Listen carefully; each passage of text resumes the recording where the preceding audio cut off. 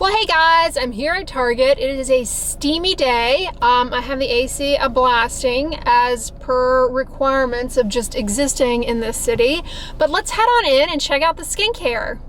Oh look, Harry's has a shave cream, a gel. They don't have a shave oil though. The shave oils have not made it to the men's shaving section, which surprises me because they have, I mean, that's like one of the main man-facing type skincare products is around shaving. What's this post-shave mist? Just use a moisturizer, honestly. This is kind of like, seems like a aftershave adjacent, but alcohol-free, which is good because aftershaves can be kind of drying. But this is just like a scented moisturizing spray. It does have spearmint leaf oil and peppermint oil. What is this, a foot cream? I'm joking. Camphor and menthol can be soothing, tingling, but they also can be irritating. I don't know, that seems like unnecessary. Daily face lotion SPF 15. So SPF 15 technically is enough if you apply it at a sufficient density, but come on, we have much better sunscreens available these days than this. Is a zinc oxide sunscreen with fragrance, peppermint oil, so you're gonna tingle. What's in the hydrating night lotion? It's just oh, it's got niacinamide. Then Harry's has a brightening eye cream here for $9.99. Instantly reduces the appearance of dark circles. So honestly, a moisturizer can help improve the appearance of dark circles temporarily for some. Niacinamide is good for like surface hyperpigmentation. It doesn't have caffeine. Caffeine can improve the look of dark circles temporarily for some.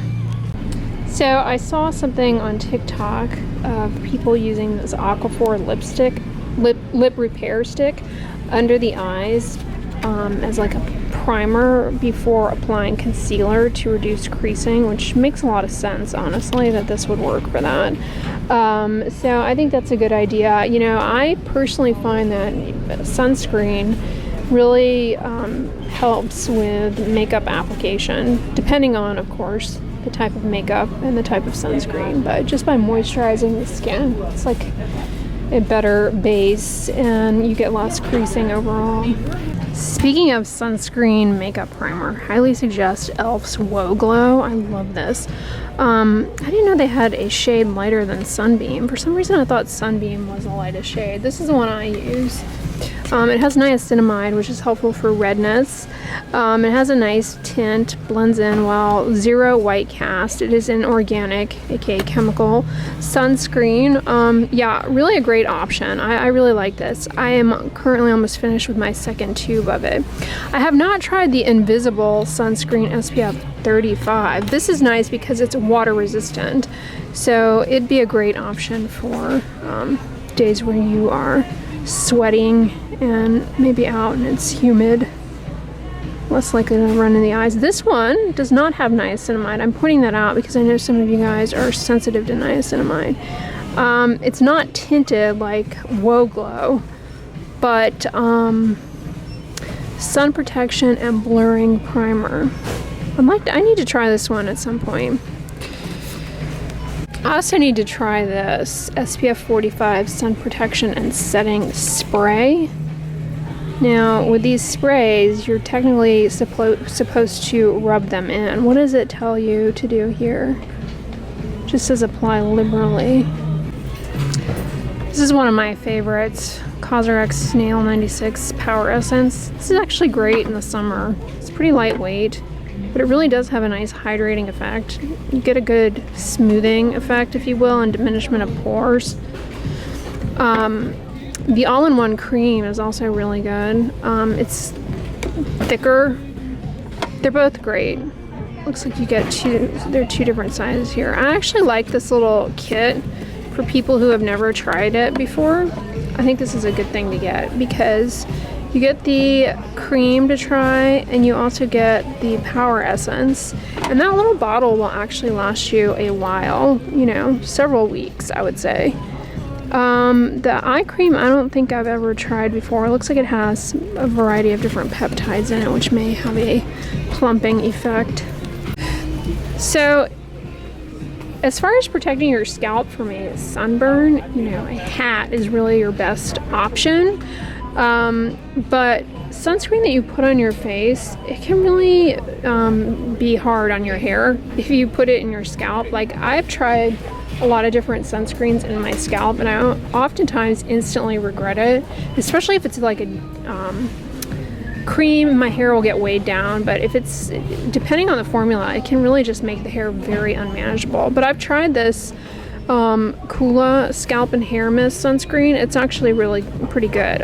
It does have fragrance, unfortunately. It's water resistant, and it doesn't weigh down the hair or anything of that sort. So this is a good option. Looks like Coola has an SPF 50 water resistant fragrance-free sunscreen now. $32. It's pretty steep. Like, they're gonna have a hard time convincing me that this is any more magical than any other organic SPF 50 fragrance-free sunscreen out there, and there are a lot. Like, $32, yikes. Unless you just love it. Has anyone tried Loving Tan? I've heard so many rave reviews about it online, but you never know if that's 100% authentic. But sunless tanning is the way to go if you want a tan look, and it can actually help diminish, just by cosmetic camouflage, the appearance of stretch marks if they bother you cosmetically. Whereas suntan, not only is that bad for you, but it won't tan your stretch marks. I've tried Jergens Sunless Tanning Lotion. That's like the main one I've tried. But I've heard really good things about this. I'm just quite scared of trying it. It seems pretty expensive. Let me know if you've tried it, if it's any good. And I'm not averse to the Sunless Tan smell. Sunless Tanner does not protect you from the sun though. Although some research suggests it may actually offer a little bit of protection from visible light, which contributes to hyperpigmentation. So it's potentially beneficial in that regard, but always use it in conjunction with sun protection when you are outdoors. And also, a big thing, if you're planning to go to the dermatologist, avoid using Sunless Tanner like 2 weeks in advance, because it kind of makes your moles look odd. So the sun certainly can take a toll on your hair, especially if you have blonde or color treated hair. It can lead to protein loss, weathering, discoloration, brittleness. This 3-in-1 leave-in treatment from Sunbum is really good. It's a conditioning treatment, but it also helps because it has some sunscreen ingredients that help to lessen that UV exposure to your hair, which plays a role actually in fading of your color treatments. If you get your hair colored, this is a great thing.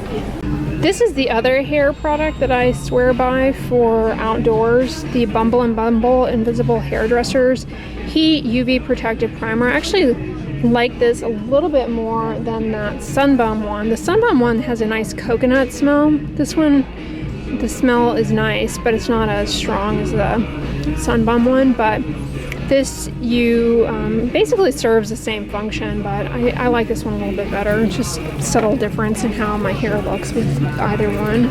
I'm currently using this right now to remove makeup. It's quite good. It's one of my favorite Clinique products. This happens to randomly be over here. This is from The Ordinary. It's their Azelaic acid suspension. This is a great option for hyperpigmentation and redness and acne control. And it's something you can use actually like 3 times a day if you were motivated. 1 to 2 times a day is probably a lot more reasonable because people don't typically do their skincare that frequently. This is honestly one of the first over-the-counter azelaic acid products I ever came across and started using and trying. So it's quite good, and it's pretty affordable too. $12.20. It's inflated compared to what it once was, but hey. Looks like Pacifica has a leave-in conditioning treatment now with coconut, which is really good for the hair. It helps with reducing high growth fatigue. I'd like to try that. This Afterbite is a pass. It is basically the same as the Benadryl cream, which I've mentioned this before. Topical diphenhydramine, which is the active antihistamine ingredient in Benadryl, is completely useless applied to the skin. So don't waste your money on that. All that to say, the gel via its cooling effect may help to alleviate itch, but it's not because of the diphenhydramine. Look at all the topical diphenhydramine as a side note. This brand name Benadryl store version, now this is interesting and has zinc in it, which is a skin protectant. That could be helpful. But you don't need the diphenhydramine in there. And then this gel, which again, the gel has like a cooling effect, and a spray, and then you have a stick version of it as well. Many versions of over-the-counter hydrocortisone cream. This is actually really good to apply to bug bites to help silence that itch so that you don't scratch. Aveeno has a hydrocortisone cream with, of course, colloidal oats, which are hydrating and protect the skin, along with oat kernel oil and emollient. So this is a great option. If you happen to get a sunburn, I'm sorry, but rather than like try and find skincare, just lay low and, you know, maybe just a bland fragrance-free moisturizer. These cooling packs can help soothe the skin, provide you some symptomatic relief. And you can also take naproxen to help with relieving the pain and discomfort. Provided you can tolerate NSAIDs like naproxen, ibuprofen can also help quite a bit, provide symptomatic relief from a sunburn, namely like the pain and discomfort. So before the tallow balm craze that is currently going on, there was the emu oil, which is still popular. So this is another animal-derived fat that people may be interested in, like other fatty ingredients, helpful for moisturizing the skin. So fun fact, I actually tried emu oil many years ago. I bought it like at a craft fair, I want to say. Oh my god, it smelled like chicken fat. So I couldn't handle it, but I see they have this super strength with emu oil here. I wonder why they have it over here in this section as a moisturizer. Target is the place to buy mineral oil. Remember we were over, what was it? I think it was Walgreens or CVS. Yeah, it was CVS because the annoying alarm was going off in the background. And their mineral oil was like 15 bucks. So here they have it for $2.99. So of course, you know, if you ingest this, it has a laxative effect, but you can apply it topically. It's really helpful for flaky skin. If you have a baby with cradle cap and you want to improve the flakiness of the scalp, you can massage a little bit of mineral oil into their scalp and get like a soft bristle toothbrush or like a baby brush and just, you know, gently exfoliate that flaky stuff away. But mineral oil also can be helpful as a moisturizer, frankly. Alright, comment below on if you have ever heard of using Preparation H for under eye bags. I don't recommend doing that. So phenylephrine has a vasoconstrictive effect, may help temporarily reduce puffiness, but there's concern that it could have a rebound worsening effect, so I don't suggest doing that. Mineral oil and petrolatum though are moisturizing.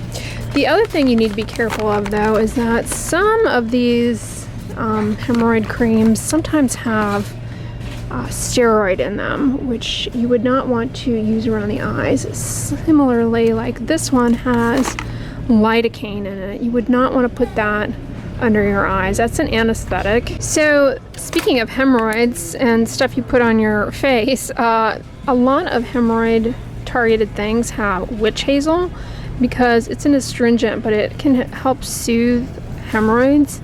So these pads, for example, I'm not suggesting buying these and putting them on the face, but I almost wonder if this would be something people would enjoy using who like to use witch hazel as a toner, right? Like This seems like $3.69. Wait, am I onto something here with the witch hazel crown? I mean, aloe, glycerin. I mean, if it's gentle enough to go on that area, I think you could use that on the face. They also have the medicated wipes. Now, you had to be careful with these because the preservatives in them, a lot of people end up developing allergy to them when used in that area because of the nature of the skin there, and they get quite a rash in that area from wipes. Specifically the medicated hemorrhoid wipes in particular. Like, I've seen that quite a bit. Allergy to like the preservatives is more common because you just have to take into account the nature of the skin there. Like, you have skin on skin contact, sweat, moisture, and it's just a lot more delicate of an area. You guys didn't know there were so many hidden skincare gems in the laxative section. I have quite a few different brands of collagen peptides here. Now, honestly, there is some interesting research suggesting perhaps that collagen peptides may improve skin moisture, smooth out wrinkles. They're different than just gelatin because while nutritionally it's very much the same, the way in which these peptides are made is much different than gelatin. So gelatin is like collagen that has basically been denatured, and it can gel. It has poor absorption though in your gut. Can be a good source of those same amino acids, but collagen peptides specifically are those amino acids that are in collagen, but they are chained together in such a way that they are absorbed across the gut, and there is evidence that they are detected in the plasma in your blood, and they make their way to the skin to stimulate fibroblasts in your skin to produce collagen. So it's very different than gelatin. Gelatin is not going to be a concentrated source of those specific configurations of the amino acids in collagen. Yes, all of the same amino acids are there, but they are like in longer chains. They're, free amino acids. So you're not getting a concentrated source of the right little pairings of them that would make their way to the skin. So it is actually quite different. Same thing a lot of people say, just do bone broth. Bone broth is not a good source of collagen peptides at all. That's actually even been looked at. Now, I'm not saying that those things could not contribute to building of healthy collagen by providing those amino acids, but they're not providing those peptides that research as it stands now suggests have a true stimulatory effect in the skin on collagen production. They're providing building blocks, but they're not providing a signal. Well, Target is the place for mineral oil, okay? Do not bother with Walgreens, CVS. I have not seen mineral oil though at Walmart. So let me know if you guys have seen like an Equate mineral oil in your latest Walmart adventures. I've been doing the Walmart Plus, so I haven't been in the store in a while. But yeah, I gotta say the Up and Up brand is like very good in terms of performance and price point. Anyway, I hope you all enjoyed this Target Shop With Me video. On the end slate, I'm going to put one of my last Target Shop With Me's because I have a lot on my channel. So if you like shopping skincare at Target, check that one out next. But if you guys enjoyed this video, give it a thumbs up, share it with your friends, and as always, don't forget, sunscreen and subscribe. I'll talk to you guys tomorrow. Bye.